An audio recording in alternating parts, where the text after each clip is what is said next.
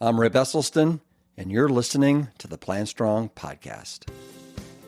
Eric Soelberg describes himself as just your average guy, but I think you're going to be super impressed with the tips and the mindset shifts that he shares with us today on his journey of losing almost 100 pounds since 2021. His remarkable transformation story is up right after these words from Plant Strong. Hello, my Plant Strong cousins. I got to give a shout out for Plant Stock 2024. After a 4-year hiatus, we are bringing back our in-person event with all the Brock stars that you know and you love. Carly Bodrug, Mrs. Plant U, the social media sensation. We have Dr. Will Bolshewitz, Mr. Fiber Fueled. We have Dr. Gemma Newman, who's over from the UK. We have Dr. Dawn Musalem with the Mayo Clinic. We have John Mackey, who recently retired from Whole Food Market stores, where he was at the helm for 44 years. We have Doug Evans, who is Mr. Sprout. And of course, what would a Plant Stock be without Jane Esselstyn and her co-pilot in crime, Ann Cryle Esselstyn? You are going to have endless buffets of Plant Strong food. We're going to have more activities than you know what to do with, whether it's pickleball, yoga, hiking, walking, cornhole, frisbee golf, live music, dancing, stargazing. And of course, our in-person slots are filling up very, very fast. This event will also be virtual, so we will have an endless number of virtual slots available for people. Simply go to liveplantstrong.com, click on Plant Stock 2024, and sign up. I cannot wait to see you August 16th to the 18th in Black Mountain, North Carolina. Make it happen. I know many of you are going to resonate with today's guest, Eric Soelberg. He was a high school athlete turned young husband and father, and like many of us on the family, marriage, and career track, he lost sight of himself and his own health. Food became an escape and a way to numb himself. He was visiting fast food drive-thrus multiple times a day, feeling the shame, but also satisfying the cravings. And yes, he watched Forks Over Knives and read the China study, and it all made so much sense. But as we know all too well, having the information and making lasting change are two different things. And it wasn't until 2021 when he started feeling neuropathy and tingling in his toes and fingers that something finally clicked. He was 260 pounds. Today, he shares his recipes for regaining his health and life. Food is the grounding element, of course, but it's also about so much more for him now. Eric may be your self-proclaimed average guy, but I think you'll find him anything but. Eric Soelberg, welcome to the Plant Strong podcast. Awesome. Glad to be here. So happy to be here. Thank you. Yeah, it's a pleasure to have you on here. And, every once in a while, we like to change it up. Instead of having, another doctor or another nutritionist or somebody else, we like to have these incredible success stories. And you emailed me probably a couple months ago, and you just wanted to say thank you. In fact, I want to read the first line of your email that you sent me. You said, "Hi, Rip. I feel compelled to write you an email just to say thanks." And then you put thanks in quotations. It's such a small sounding word for what I hope to convey. Let me explain. So I'd love for us to talk about your journey that is, I think, so many people are where you were either in 2010, 11, 12, or 2021. And so I want to talk about all that. But first, Eric, where am I talking to you from? Where are you today? Awesome. Yeah, I am all the way up in Maine. So you and I share the Austin, Texas connection. That's where I went to high school. And but I went off to college and met and married a wonderful woman who was from Maine. And so that's how we ended up here. And we've been here 14 years, just outside of Portland. Huh. And so everybody knows the way that Eric was able to find my email, you little dirty little rascal, is you actually know Adam Sud. And so Adam Sud gave you my email, and that's how I got your email, which was, again, I never get tired of getting emails like these. You send it to my personal email. A lot of times I get them at the company kind of email called hello@plantstrong.com. So Eric, let's start kind of from the beginning. You grew up in Austin, typical, standard American household, eating what, typical fare? Is that fair to say? Yeah. Yep. I would say standard American, food, felt great. We ate at home a lot. My, often family dinner around the table. And I would say very typical, I guess what most people would have probably been growing up with. Yeah. In Texas, we ate a little bit extra barbecue, I would think, but yeah. And growing up, were you heavy? Were you athletic? Were you the perfect weight? Or was it something you never even thought about? I never really thought about it. I was really into sports growing up. So my high school sports, I played football and I wrestled. Wrestling was my number one sport. And then football thing in track. And loved all those sports. So wrestling was interesting in particular because I got used to managing my weight and making sure that I could make weight. And I wrestled at 135 pounds in my freshman and sophomore year, and then jumped up to 152 pounds in my junior and senior years. So, and how tall were you then, and how tall are you now? 5'10", probably then, 5'11". That's what I am today. I'm 5'11". Right. I have mad respect for you. Wrestlers, that is such a demanding, one-on-one, just fierce sport. Do you miss it at all? I actually do. I am passionate about wrestling. It's weird.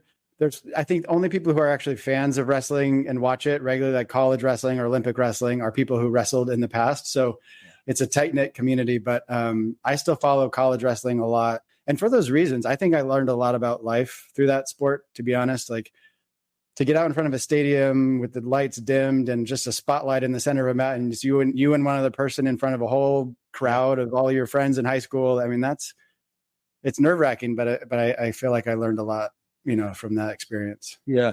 Okay. So you're going along, and then college. Where did you go to college?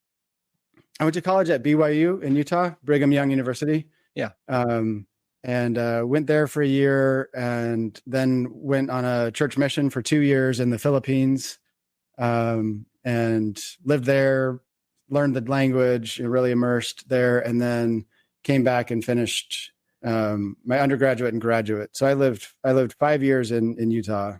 Wow. With a 2-year stint in the Philippines in there. And you learned the language. Yeah. That's incredible. Do you remember any of it to this day? Oh, gosh. I came back and taught it for a little while, but there's not a lot of Tagalog speakers around, so I haven't had a lot of chance to practice. Right. I'm not even going to venture to put any out here on the podcast. That would haunt me, I think. So you get a little rusty with it all. Yeah. So how long have you been in Maine? Let's see. So I've been in Maine. So full life story is we went to Boston. So my wife, again, so I graduated in accounting. I was a CPA. My wife's a teacher.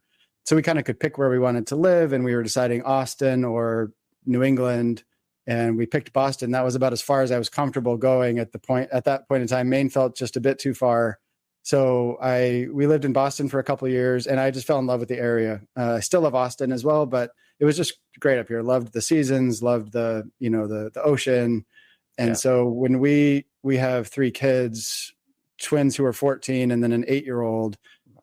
So when our twins were on the way, we were like, you know what? I don't think we want to live in the city in Boston anymore. Let's move up to Maine and be closer to family and kind of quieter life. And so we've been in Maine for 14 years, which is the same amount of time, of our same age as our oldest kids. Got it. And what do you do for work these days? I work at L.L. Bean. I've also been at L.L. Bean for 14 years. So people may know L.L. Bean. It's an outdoor clothing and equipment retailer, 100-plus-year-old brand. And at some point in that journey, I switched over from finance and into marketing. So I do marketing at L.L. Bean. So if you've ever gotten an L.L. Bean catalog or seen a TV ad or anything, that's my world. Wow. I think about LL Bean so fondly. I used to do these canoe camps in the summertime, and the footwear that was like so popular back then in the, I'd say, late 70s were those LL Bean boots. Ones, the rubber, and then they had the leather that went up to your ankles and the laces. Yeah. You know what I'm talking about, right? Oh yeah. Yep. Yeah. They sell great today. In fact, it's still one of our most popular products. It's crazy, but it's fun. I've always loved the brand, and I know it. I didn't know how old it was, but the fact that it's over 100 years that's saying something. That it's got some sticking power. So let's talk about your plant-based journey. At what point in your life did you start to kind of look down and go, wow, I'm heavier than I want to be? And when did you start dieting because you knew that weight was an issue? So it's interesting. I would say, so I probably graduated high school and I was in the probably 160, 170 range. When I married my wife, I was on the young side. I was 22. Both of our recollection, I was around 175, 180, something like that. And I would say I was really unaware would be the best way I would describe it. Unaware of my weight, unaware of what was really healthy. I can think about some funny stories in my life of when I realized like that cheese isn't like a health food, and, I just had no idea. So you just said something really profound to me. And that is, you said you didn't even realize that cheese was not a health food. And I think that most of us have been marketed and conditioned to believe, especially back then, that cheese was healthy and it was a great source of calcium and protein, and we needed it. I can remember getting home back when I was in grade school, and the first thing I'd do is I get out the Ritz crackers or the Wheat Thins, and I'd slice up a thing of cheddar cheese, and I'd go through like half a thing. That would be my afternoon snack. Yeah. Cheese sticks, or just go grab some cheese in the fridge. And it's, felt like a natural food, or it felt like a, right. Okay. Yeah. I had a lot of fun realizations like that over time, but I would say, I don't remember seeing 180s. I don't remember seeing 190s. And I just remember I had it like deeply ingrained belief, no matter, like I tried so many different diets, and I'd get down to 210. I remember I'd get down to 215, and so you got down to that from what, 240, 250? Yeah. I can remember like, in 2010, I remember we had this challenge at work. It was a health related challenge of set a goal for yourself and then, try and achieve it. So I can remember setting a goal to get to 215 pounds, and I was like 230. And this was in 2010. So, 14 years ago. And I just couldn't seem to do it. I was doing P90X. I was exercising like crazy. I was, trying to get down. And I started to believe that it was like physically not possible for my body composition to get below 200. I was just, I don't know, big boned or something. And so in 2010, how old were you? Were you in your late 20s? Let's see. I was 27 at that. Okay. I was born in 83. So yeah. So you were able to gain a fair amount of weight in a relatively short period of time. If you were married at 22 and you were, 170-ish, and then now you're up to, 230, 240, 250. Yeah. It is interesting. There are parts in my, and we'll get to this probably at some point in my story, but the year of 2021 in particular, I think I gained maybe 35 pounds that year, 40 maybe.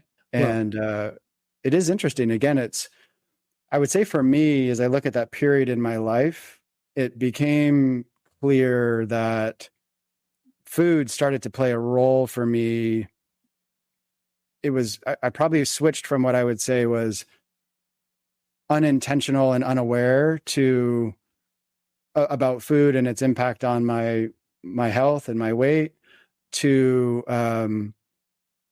at some point it started to serve even a different need for me in terms of stress reduction, escapism, and it was almost a medication in some ways. And I don't ever remember perceiving that shift, but it was clear to me at some point that had happened. And I think as I think about those years of growth, as we have had young kids at home, kind of a burgeoning career, trying to figure life out, and more often than not, food was my sort of escape. And so that coupled with just generally, I mean, I've always been active, but not super aware of, certainly not aware of plant-based eating and health food in general.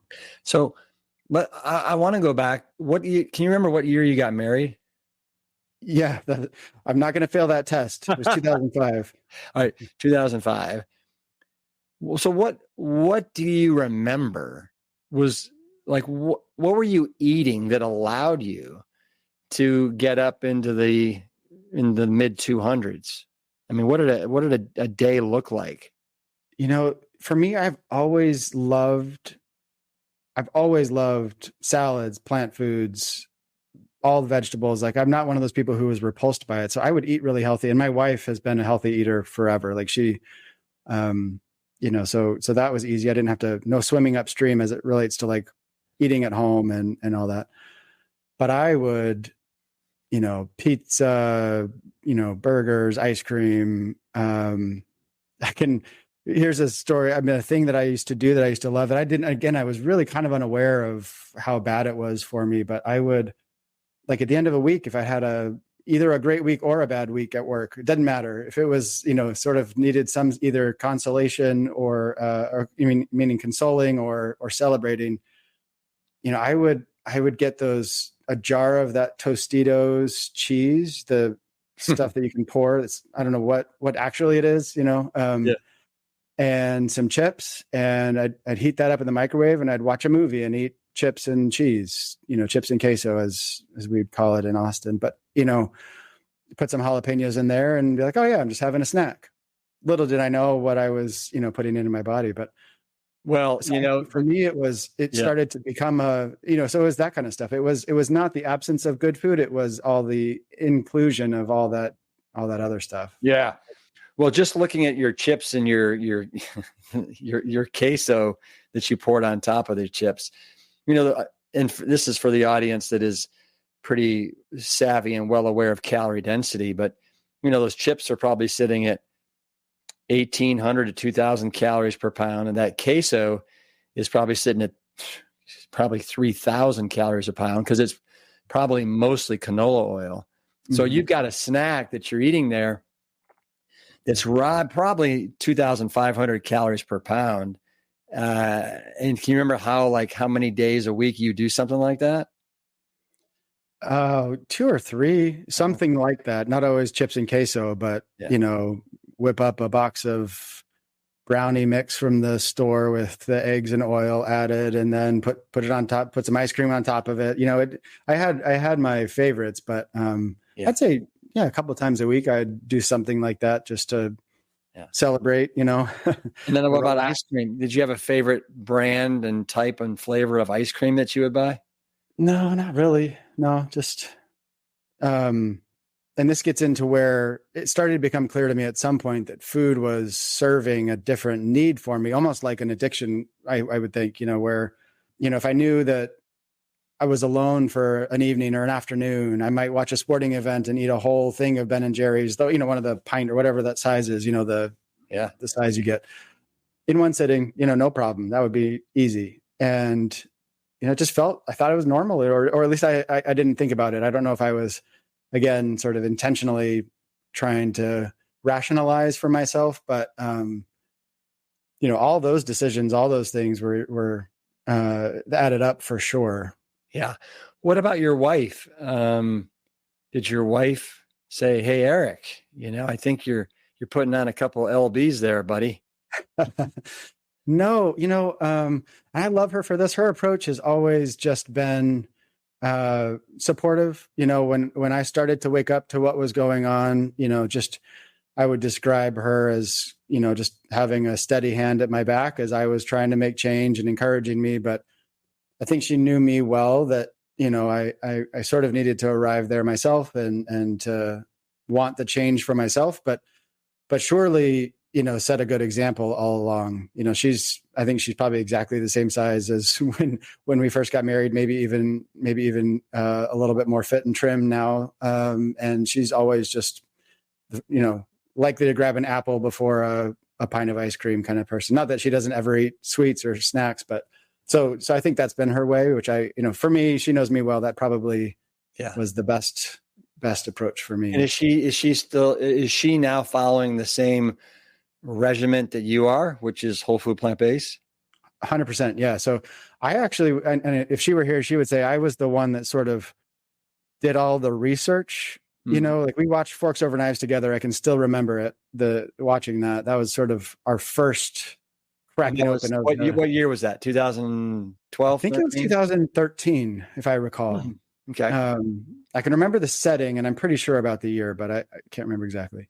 It was on Netflix. It was the time right when it came out on Netflix, we were like, oh, hey, let's check that out. But I quickly dove into the China study and blitzed through that. It was the summertime. I remember just blitzing through the China study, and then I read your dad's book next, and Prevent and Reverse Heart Disease, and you just kind of went down the list and just consumed. And I would, all that information, and I shared it with her, and it just clicked for her. And it wasn't a big leap that she was making at the time, but yeah, we now are both aligned in how we eat 100%. All right. So you did the research, you watched Forks Over Knives, you probably watched Cowspiracy and all the other documentaries. In 2019, did you get to see The Game Changers? Yes. Right. Showed that to our kids as well, as they were kind of preteens at the time. And that was a great one. Yeah. And so how did you do? I mean, what happened between 2013 and 2021? It was this. In that period of time, lost weight, gain it back, lost weight, gain it back. And this might resonate for some of your listeners. Again, I think I represent the sort of average listener, probably more, probably relatable to many, I would hope, where I had the information, and I'm a generally like a researcher by, like that's how I would, I read so many books, I watched so many documentaries, I was really into it, I bought it. So I feel like I knew what to do. And the hardest thing for me was the change, like actually fighting off the urges that I would have to eat. And the recognition for me that food served almost a sort of psychological release or role, almost like an addiction would. And so I don't use that term lightly, and I'm certainly not a doctor, so I'm not sure if that's a clinically appropriate word to use, but that's what it felt like to me. And so I feel like there was a period of time, 8 years, where I just felt like I was battling that, and just had a really hard time fully kind of making the jump. And so I had lost weight. I mean, and all in this time, like I've run 4 marathons. I've been really active. I've always been active. It's not the eating the good food that's the problem. It's not the activity again. And it's just getting away from food as a crutch or food as, a way to numb some emotion that I didn't want to feel. Yeah. And I'm looking at some notes that I did in preparation for this. And you mentioned how like you would go out on an errand and you get excited to go out on an errand by yourself because it gave you permission, I guess, with nobody else with you, to kind of go to the fast food or, buy a box of cookies and eat the whole thing. Is that accurate? Oh yeah. Yeah. I would notice that I would be, eating in solitude, or, I can remember telling my wife, like when I was really trying to commit to the change, like, hey, honey, like I made it home without going and getting fast food today. And I'm really proud of myself. And it's like such a weird thing to say, but I realized at some point I got to the, in that 2021, where I was out on the road a bunch doing different stuff. And, so a lot of opportunity to just swing on through a drive-through, and it became a real habit almost. Yeah. I think I said to you, like, I've never had, like one cookie's too many, but 10's not enough is kind of is a way to think about it for me. Like I couldn't, I have the tendency to just want to like eat the whole sleeve and not just, one or two. Well, yeah, you're not alone there. That's for sure. What about, so when you would go to the fast food restaurants, was there any in particular that you enjoyed? A lot of McDonald's, to be honest. What did you like to order from burgers and fries, or like a sausage burrito? Sometimes I'd go for breakfast, sometimes I'd go for lunch. I can think of times when I'd go through the drive-thru and eat in the parking lot, and then I'd go back through again because I was still hungry. Yeah, how about that? And it's those moments where it's like, I know, and I just felt so gross physically, and then also, of course, like not proud of myself in that moment, but you just like, what? This is not who I want to be. And I think, Rip, in 2021, I feel like that was the moment when the pain of continuing was greater than my perceived pain of making the switch. When that started to become clear to me is when I think I finally started having the right recipe to make lasting change. Well, and I want to talk about what was the right recipe for you. Before we do, I want to continue to dive into kind of your mindset when you didn't have the right recipe. You were driving through the fast food restaurant, or driving through the fast food drive-through. You'd park, you'd eat it, you'd drive through again. Where you say that you were hiding food in your house. So like, what would you hide and where would you hide it? So here's a funny story. This one is, certain memories just will stick with you. I had one where I went to the grocery store in the middle of the day, and I can't remember. I think I was running an actual errand, picking something up, and I picked up some of the cookies from the bakery aisle, and just, I don't know, whatever, regular old cookies. And I put them in a drawer in my office where I work. And I thought, yeah, I'll just grab one when I feel like it, and these will be just my cookies, And so I put them in the drawer. They were sort of hidden, and I think I, certainly was feeling shame about that, or not wanting that to be less about hoarding, and it was more about hiding, I think. Yeah. And then I was outside doing something, and one of my kids came up and said, "Hey, Casco, that's our dog, found these." So our dog had sniffed out the cookies and was like sniffing around the drawer where I'd hidden them. And I was like, "Oh, yep. Hid the cookies in there." And I didn't make a big deal of it, with the kids, but it was, one of those moments where, the dog had found my stash, which was funny to look back on, but certainly a memory I have. Okay. And I mean, I have so many stories, Rip, of just like these behaviors that they didn't seem clear to me at the time, but wow. How much I was just, I'd get excited about, hey, I'll go pick up the kids. I'll go do this errand, because I could swing by the gas station and grab a candy bar, or, whatever. That was just, it ended up being my norm. It was easy to see these habit sort of grooves being formed in my brain and in my behavior. Yeah. And so in 2021, you say you've gained 35 pounds. You got on the scale and it said 260.4 pounds. Mm-hmm. You started feeling some tingling sensations at your hands and your feet, which is kind of like neuropathy, which potentially could be construed as, or in fact, the beginnings of type 2 diabetes. And you just were like, enough's enough. It was the Christmas holiday. I was off of work, and I just remember feeling like my toes and fingers started almost hurting, and tingling, and I called the doctor, and certainly got my labs done, and turns out, thankfully it at least clinically pre-diabetic at the time, but that's what I was worried about. I had just finished Eric Adams' book, Healthy at Last. I think I learned about him through your podcast, and he talked about neuropathy, in his eyes, and he talked about that. So I was sort of like, ooh, is that what I'm experiencing? And I can remember even just getting up and off the floor, playing a board game with the kids on the floor over Christmas break, and just feeling like this was harder than it used to be.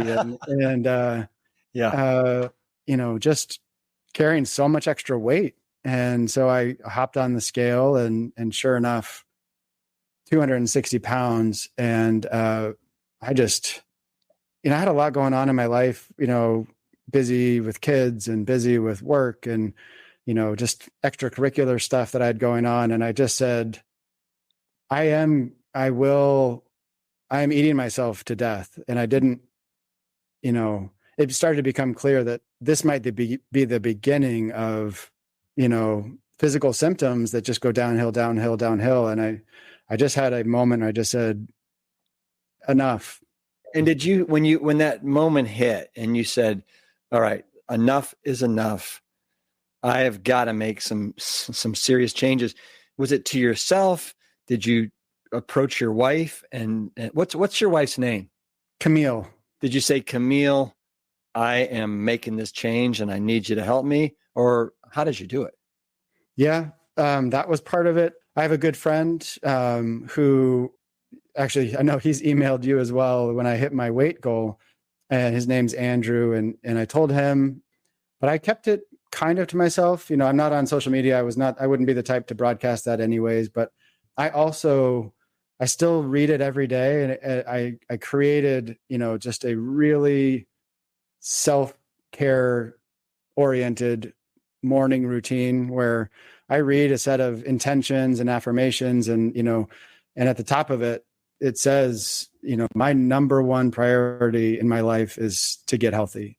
And if I don't do that, then nothing else matters. And it matters more than my work. It matters more than where I live. It matters more than anything, because if I don't have that, then I'm dead, and I'm not going to be there for other people. So that's how I got to that point where I said nothing else matters. But I did engage a few, key supporters who I knew would be there with me. And I remember I told my parents pretty shortly thereafter, where they've kind of been with me on that journey as well. Well, so if you don't mind sharing, so who were those key supporters, in case there's somebody that's listening thinking, wow, I am exactly where Eric was when he hit that inflection point in 2021, and they want to enlist some key supporters. So who was it for you? And maybe it could be this similar for them. Yeah. So, again, thankful for my wife, where I felt like I could just really, it was actually, so we'd been married almost 20 years at this point, probably 17, I guess, at the time. And even then I knew her so well, it was hard for me to say, even the things I've said on this podcast were really hard for me to say out loud, that, these are my behaviors. This is the result that I've had. And I'm trying to make a change. So I was so grateful that I could go to her first and foremost. And again, my really close friend, we run together several times a week. We text daily. I'm grateful to have a friend who's also that close that I could share that with, but it was an extremely vulnerable thing because, I had decades, I guess, at that point of trying and not succeeding. So in addition to reaching out to those core people who were going to really put their arms around me and support me and not judge me and continue to give me grace and space and also encouragement, that's when I actually sought out and reached out to Adam. So Adam was key to me in that time. So early 2022, I reached out to him. So for the people that, I don't know if we've talked about it. So you're referring to Adam Sud, who's been on the podcast, I think 3 different times. He is the plant-based addict. Adam, back in the day, was addicted to Adderall, cocaine, was suicidal, was addicted to fast food, and has turned into one of the most amazing coaches, human beings, motivational speakers that you could ever imagine. And so kudos to you for reaching out to Adam, who you listened to him on the podcast and that prompted you to then reach out to him. Is that right? Yeah. Yeah. And again, just a quiet and short plug for what you're doing. I would say the life change I've made, similar to that email I sent you, thanks doesn't say enough. It's not a strong enough word. So much of what I know today, your podcast, your books, and all the plant-based education that I've gotten has been the sort of backbone. And I branch out from there. But yeah, I actually learned about Adam from the podcast. I remember there have been a few podcasts on this Plant Strong podcast that I can remember listening to. The first one that I heard of Adam's, I can remember pulling over. I was just getting like choked up hearing his story. I listened to that one several times, and then I followed him on Instagram. And then at some point he was kind of taking new coaching clients. And so I said, "Hey, would you be willing?" And the funniest thing is that it ended up that we graduated the same high school class together. I moved there my junior year, and it took me a while to catch up and meet people and make friends. And we had a huge class in our high school, big Texas school with a football heritage. And so, just we had a big graduating class. So you went to Westlake, where Drew Brees graduated. Right. Yeah. Yes, exactly. Yeah. So that's actually, when I moved to Texas, I stopped playing football because it was a different game in Texas. So I moved from Oregon halfway through high school. And so Adam and I got on our first call and we were like, "Wait, where did you grow up? What year did you graduate?" And I went in the basement. I said, "Hold on." I went in the basement and dug my yearbook out. Oh, nice. And sure enough, Sud and Soelberg are alphabetically very close to each other. We were on the same page in the yearbook of our graduation. So anyway, Adam is just as genuine and as good as he sounds when he shares his stories. And he really helped me with a bit of arm's length, kick in the pants when I needed it, tons of great education when I didn't understand the why behind something. That my rational brain sort of has to come along with me on change. And he helped me so well informed. But he's done it before. He made the transition. So what my wife or my friend Andrew couldn't exactly provide was that hand of, "Hey, I've been there in the hole. I've climbed out of it. Let me help you." So I'd say that was another part of the recipe that I needed. You said the most important thing, and the thing that you write down in your journaling every morning is that your most important thing is your health, right? It's not about losing weight, a certain number, but it's your health. And by going after your health, everything else kind of falls into place. So when you said like you reached your buddy, Andrew, your running partner, contacted me to send a video message to you, what was that number that you wanted to get to, knowing that was secondary to, your health goals? Yeah, it's kind of an interesting dance between weight as a goal and then lifestyle change as a goal. Weight was clearly a goal for me because I just had a lot to lose. But I knew that in the end, I had to rewire my brain. I had to think differently. But my actual goal, so I was at 260.4 at the end of 2021. And I said, I've never been below 200 that I can remember. Not never, of course, but it's been so long. It's like a mythical weight for me. I couldn't even imagine it. So I said, I'm going to get there by the end of the year. But then you had in 2022, summer of 2022, I think Juliana Hever, Choose You Now diet book. Absolutely. Yes. Right moment. That one clicked for me. So I'm halfway through the year. I think it was like June, July. You had her on the podcast. Bought her book. It just clicked, and she talked about this formula that sort of you can use to set a target weight, and the concept that you can kind of choose ultimately where you want to land on your weight, and that you can kind of work a plan to get there. And that was such a foreign idea to me. So I applied the formula and it came out with 170 for me, height, weight, everything all in. And I thought, geez, that sounds like totally unachievable, like crazy pants. Yeah. But I said, hey, I've been that size as an adult. Maybe could I? And so that's the moment, somewhere in the middle of 2022, I sort of resolved to say, I'm gonna try and get below 200 this year, and I did. But then 170 was the goal. So I got to 195 by December of that year of 2022, and then not until March of this year. So it took me to lose the last 25 pounds.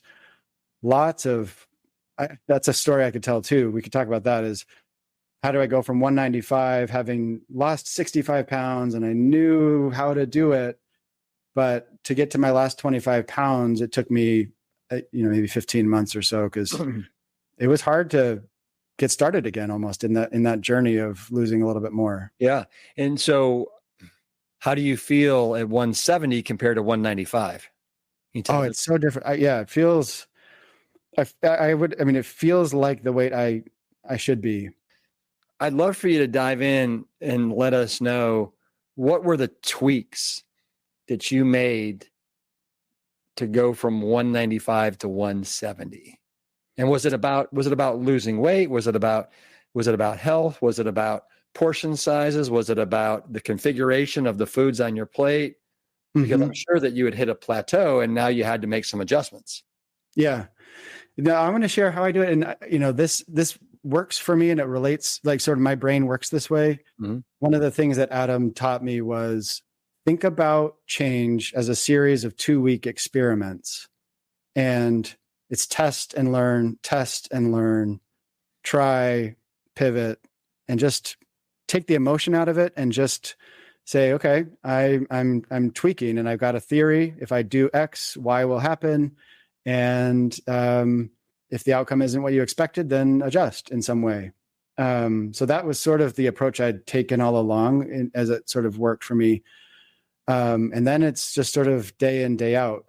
For me, my actual sort of tactics that I employ, I do intermittent fasting. I still do it today. So I generally eat, 7 or 8 hours in a day, usually between, I eat my lunch around 12 or 1. That's my breaking the fast for the day. So you don't do breakfast? Nope. Right. Nope. Water, coffee, tea in the morning, but no food. And then I'll finish up after a family dinner. So 6:30, 7, something like that. So you're eating 2 meals a day. Is that fair to say? Are you snacking at all during the day? Yeah. I, all along in this journey, I've really, like, my goal with intermittent fasting isn't as much to it's not so much, that's not about the calories as much as it is just helping to create some strong boundaries so that I don't just snack all day long. Right. But I probably eat 5 or 6 pieces of fruit a day. Today, when I broke my fast before this call, I had 3 bananas, a kiwi, a huge bowl of I call it my hash. My family, when they listen to this, is going to chuckle. My hash, it's almost mythical at this point, but big bowl of sweet potatoes, beans, kale, and then usually like a mushroom onion mixture. I like it spicy, so jalapenos and red pepper flakes. And that's my almost every day, 7 days a week, all the time. That's what I usually eat. Bunch of fruit. And so that's how I break fruit and then that hash. Yep. Wow. So do you make a whole bunch of sweet potatoes batch cook so you have those ready to go? Yep. Yeah, I cook 2 sheet pans at a time. That'll last me, and that's 5 sweet potatoes. That'll last me 2 to 3 days. And it's just my lunch. So I'll eat. So basically, I'm eating probably 1 or 2 sweet potatoes at lunch every day. And so again, I don't eat. One of the things I love about plant-based eating in general, it's not about, in my experience, starving yourself or eating small amounts and hoping that you don't get too hungry. So I don't feel that hungry in the morning when I intermittent fast. So that's the way I break my fast. And then I eat whatever we're eating for dinner most of the time. But I start with a huge salad most nights. And then I'll grab whatever we're cooking. And again, I'm grateful and lucky enough that we eat plant-based at home. We eat plant-based with our kids now too. And so that makes life a little easier. My choice, I don't have to have like separate Eric food. That's really, really, I love hearing like specifically how you've managed to do that, navigate it. And then what do you do every morning? Don't you have a routine that you do where you write or you meditate or you do something like that? Yeah. I forget if I told you about that. Yeah. So for me, that's become like I'd say the thing that I don't hear people talk about enough that for me, I would say is a key is mindfulness. I practice meditation. So if I have a perfect morning, which I do this probably 5 days a week or 6, I get up, I jump in a bathtub that has cold water in it. That's my wake up call. Yeah. And I love to do a little bit of yoga and stretching and then some meditation. And for me, that sets my day right. And then always, I run or I do some other, weightlifting exercises, and I always journal. I start with gratitude. I read my affirmations that I told you about. I write 3 things I'm grateful for, usually 2 short and 1 long. And then, and I just put reflections, and oftentimes, and I weigh myself every morning right after I wake up. And so I've got daily weigh-ins for this whole journey. Yeah. And it's objective. It's just data. It's like, all right, how did that go? And I can use that to make micro adjustments, and I reflect a little bit in writing, and that works for me. I'm a writer. That helps me process my thinking and get some clarity.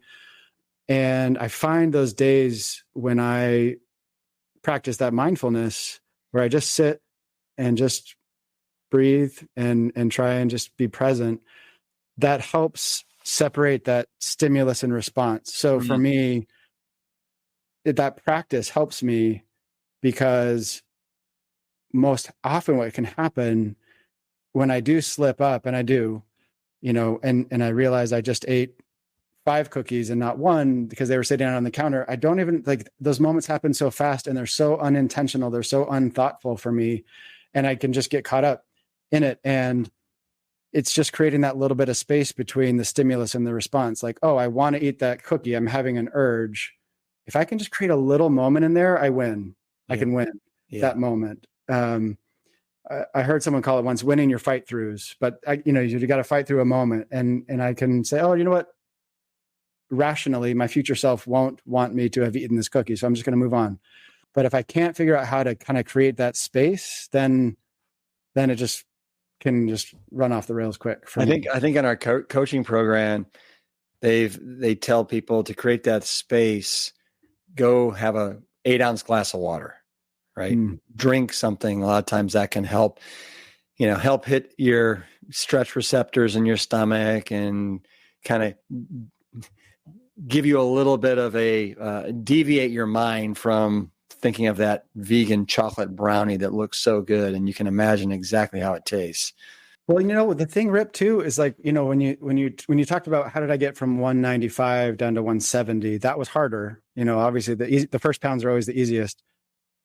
It wasn't eating non-vegan things. It's like too many tortillas or too many, it's the non-whole food, plant-based.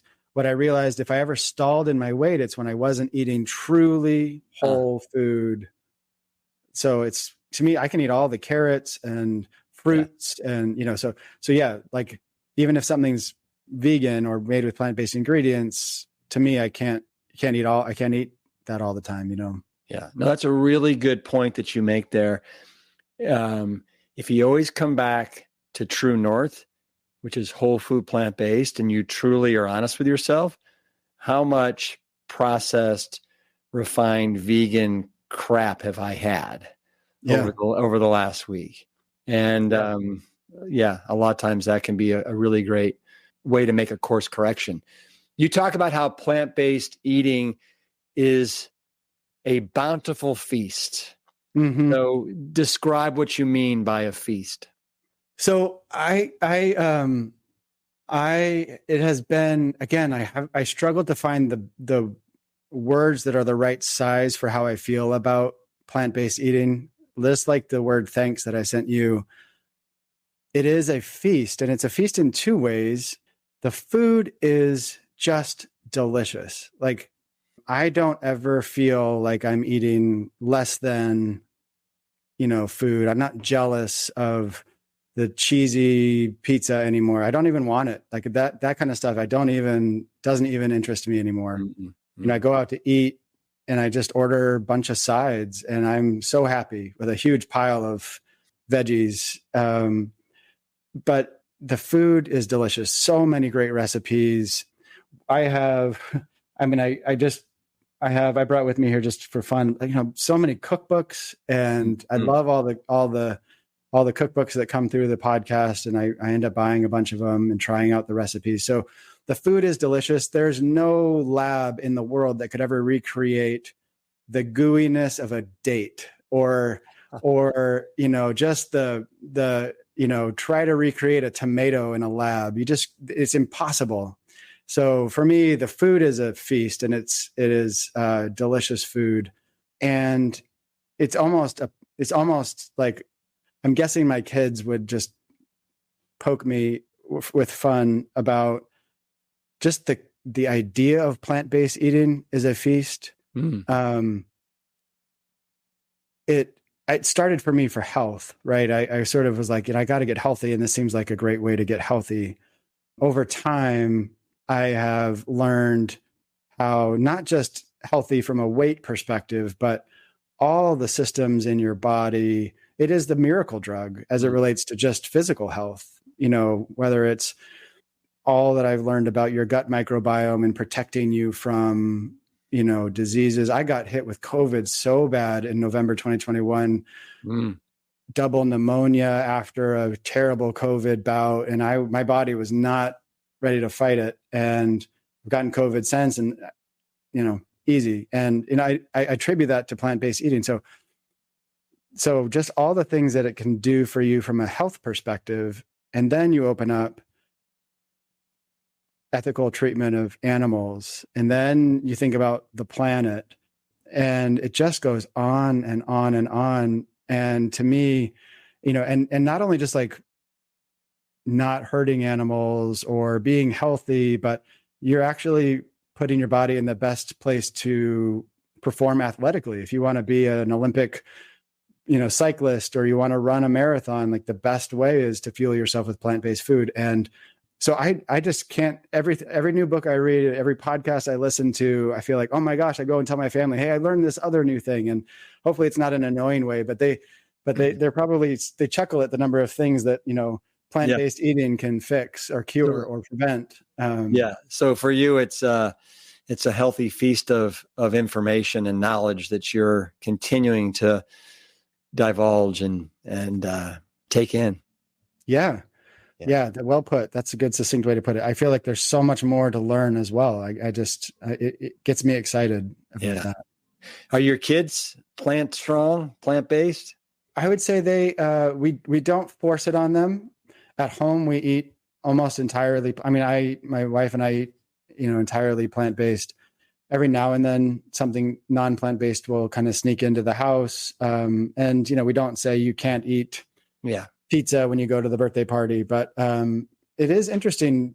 I think it's the right recipe for our kids, to give them enough education and experience, but then also the chance to make their own decision. And so far they all seem to be really gravitating that direction. So you're doing it right. And Eric, I can't even tell you how many little gems I feel like you have dropped for the listeners today. And I know there's going to be so many great takeaways that they're going to be able to apply to their plant strong journeys. That's going to allow them to get to their health goals. And that's what I love. That's why I love having people like you on the show, is because everybody has something important to share with everyone else.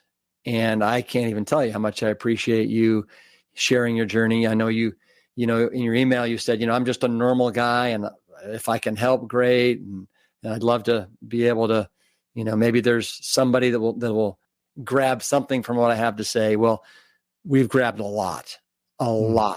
And I am super appreciative.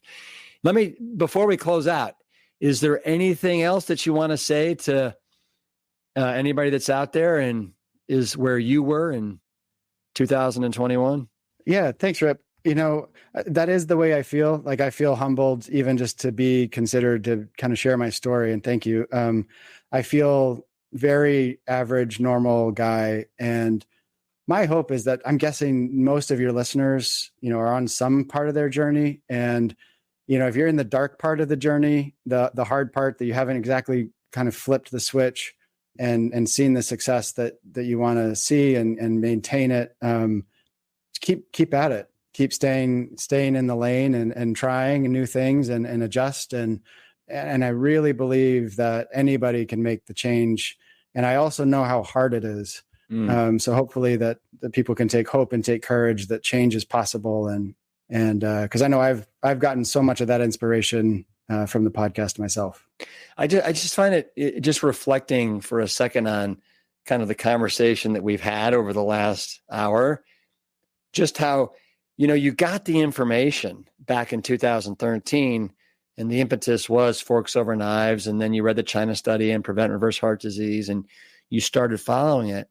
But for whatever reason, it wasn't until you were 260 and you were having issues getting off the floor and the neuropathy and some other things that you were like, whoa, I gotta take a step back. I got to reevaluate and I got to make this thing work. You weren't looking for like, it sounds like, a wonder drug or another diet. You somehow intuitively knew whole food plant-based was the path. You just had to figure out how to make it stick and kind of perfect it, so to say. Yeah. I needed to fundamentally change the way I saw and used food. And I knew that as long as I stuck with whole food, plant-based, everything was good, everything was safe. And it was just so clear and easy to me. And I felt great when I did it. But it was the changing my relationship with food that was the trick. And as you said, I needed that wake up moment of realizing that my relationship with food was accelerating my death ultimately. And I just wasn't going to accept that, Yeah. Well, we're so glad that you didn't. Eric, this has been an absolute pleasure. I really want to thank you, my Plant Strong brother. And, on the way out, I always like to give a, little Plant Strong virtual fist bump. Could you do that with me? There you go. Eric, bam, keep it Plant Strong.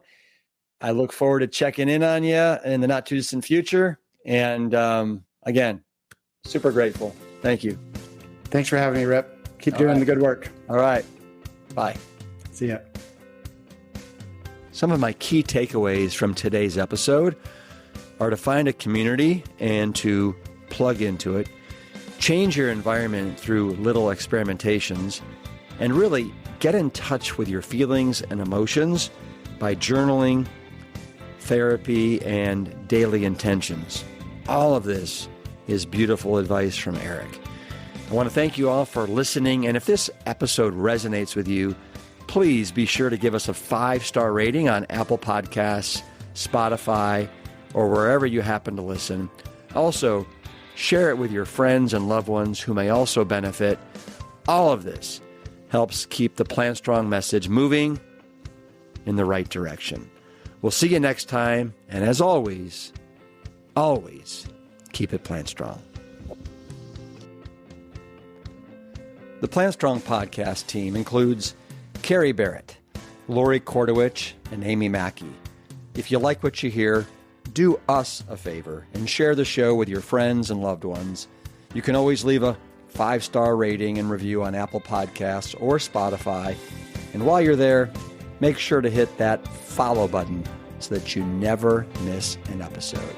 As always, this and every episode is dedicated to my parents, Dr. Caldwell B. Esselstyn Jr. and Anne Cryo Esselstyn. Thanks so much for listening.